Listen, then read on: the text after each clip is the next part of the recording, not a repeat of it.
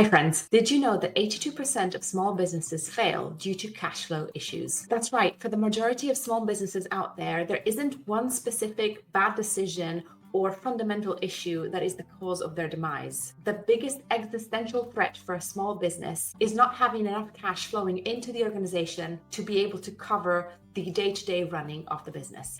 Cash management is one of the key skills that you will need to learn if you want to set up a business of any kind, may that be a big product-based business or a very small service-based business. Whether you want to incorporate or whether you want to just stay as a sole trader, as a freelancer, managing your cash is going to be the key to your success, I promise. So in this video, I'm going to share my best tips and tricks on how to manage your cash and make sure that you're always going to have enough cash for your business to thrive. And before we get into the video, hi, I'm Susie. I'm a finance director, a business owner, and an investor. And on this channel, I talk about all things business and finance through the lens of a small business. If that's the kind of stuff that you're interested in, please hop on board and subscribe. First of all, let's go over what good cash flow really means. Having a good cash flow position means that no matter where you are in your small business, may that be in your growth journey or may that be in the time of the year that you're at, you always have enough cash, liquid cash in your bank account to be able to pay your suppliers,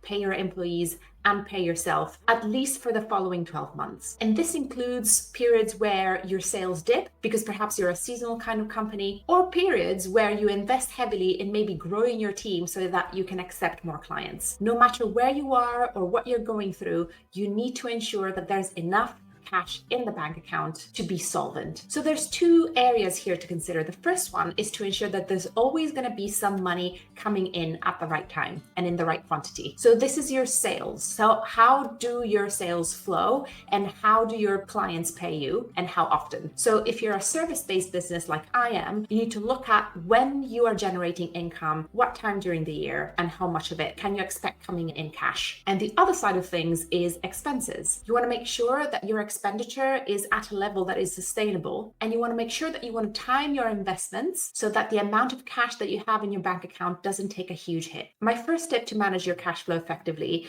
is perhaps the most obvious one, which is to cut down any unnecessary costs. Everything that you pay for up to the last penny should be towards resources and tools that have a return on investment. That means that anything that you spend money on, you should see a return on it in one form or the other. So my suggestion here is look at what you're spending money on and make sure that you cut out anything that isn't giving you a return on the money that you're spending. To give you an example, I'm filming this video on my iPhone. Eventually, I know that I will want to buy a better camera to make my videos, but for now, this will do. I'm still working on improving all the other skills that I need to grow my YouTube channel, such as storytelling, video editing skills, lighting, scripting, and so on and so forth.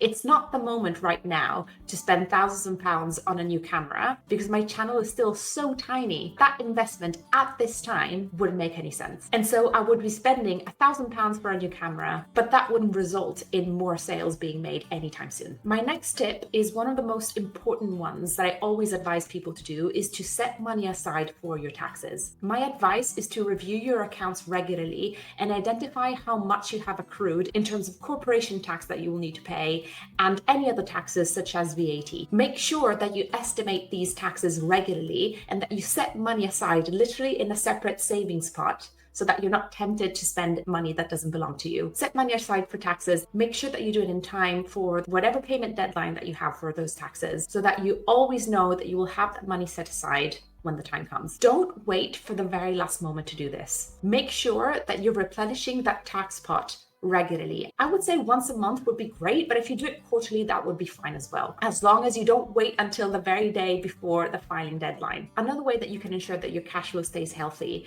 is to practice credit control. Credit control means making sure that your clients pay you on time. There's many things that you can do to practice credit control. The first one is you should raise invoices well in advance of the payment deadline. Make sure that you raise and send your sales invoices to your clients at least a couple of weeks in advance of when the payment date is. That gives them plenty of time to approve the invoice and then schedule it for their payment run. If you send your invoice on the day that that invoice is due, it's unlikely, especially if you're dealing with bigger companies, it's unlikely that that will be paid immediately. Another tool that you can use, especially if you have an accounting software, is an automated email follow-up. Most accounting softwares send automatic email payment reminders to your clients. And so make sure that those are activated so that they are reminded that your invoice is due for payment. Another thing that you can do to be paid on time is to offer early bird pricing. That means that you are incentivizing people to pay earlier. That might be a little bit of a discount or offering a bonus if someone pays you within a certain deadline. Whatever you do, make sure that you keep track of which invoices have been paid so that you can continuously follow up with your customers and ensure that they pay you within the time that you have agreed. Another thing that I would suggest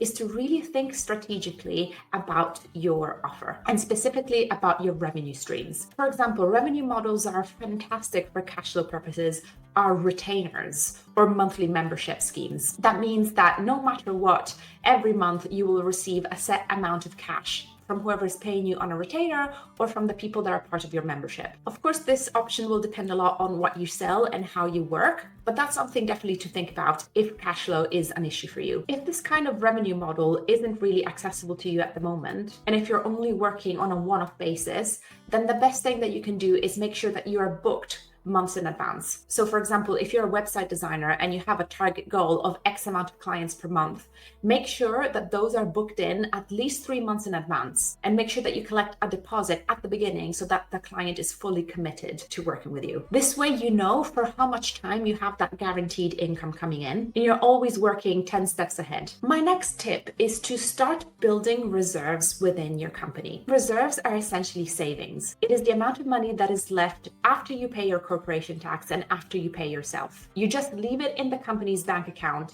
as kind of like a float to ensure that your bank account never dips under a certain threshold that you're uncomfortable with. What many people do to decide how many reserves they should keep in place is they calculate their monthly spend, the normal monthly running costs of their organization, and then they multiply that amount by a specific number of months. So for example, you might decide to set aside 3 months worth of costs as your reserves. And this functions as a cushion during those months where your income dips.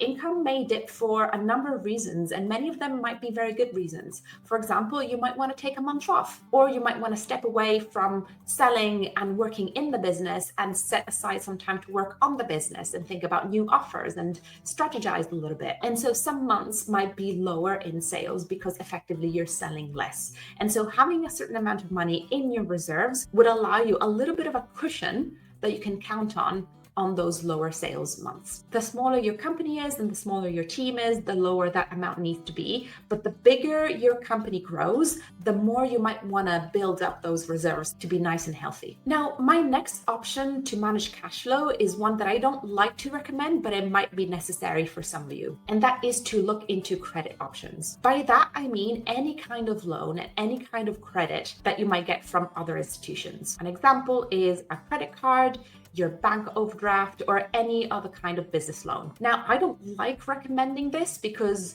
incurring debt is always a little bit scary, and you need a very specific strategy to know that the debt that you are incurring is not just buying you time, but it needs to be a very intentional strategy of needing the cash right now to invest in something that then will generate more money in the future. You should try not to incur any debt if your company's business model is broken to begin with. Keep in mind that whoever is lending you money is going to need assurance that your company will grow in the future and that you will be able to repay that loan within the terms and conditions they offer. So they will probably want to see your full statutory accounts from the previous financial year and your current management accounts so that they can see what the strategy is, how you will use that investment, and what kind of returns that investment will bring in the future. So credit is often used by companies that need an initial cash flow injections to, for example, buy a big piece of machinery so that they can grow their production and therefore grow in sales.